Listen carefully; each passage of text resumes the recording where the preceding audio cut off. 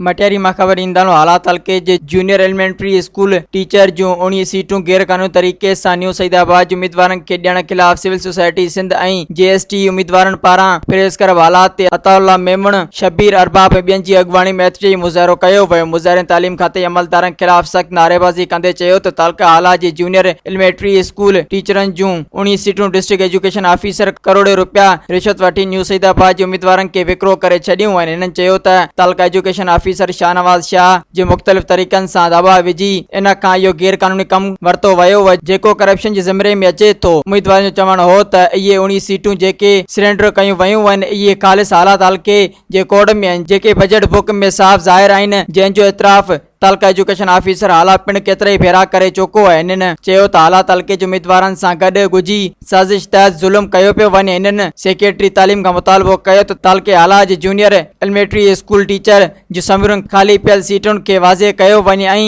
हिकु आला सतह ते कमेटी जोड़े इन सॼे मामले जी जांच कराए हिकु सीट ते वज़ाहत करे उम्मीदवारनि में पकड़ियल बेचैनी ख़त्म कई वञे। मज़ीद ख़बरनि ऐं तफ़सीलात लाइ विज़िट कयो असांजी वेबसाइट www.awaminews.com ऐं ॾिसंदा रहो अवामी न्यूज़ HD।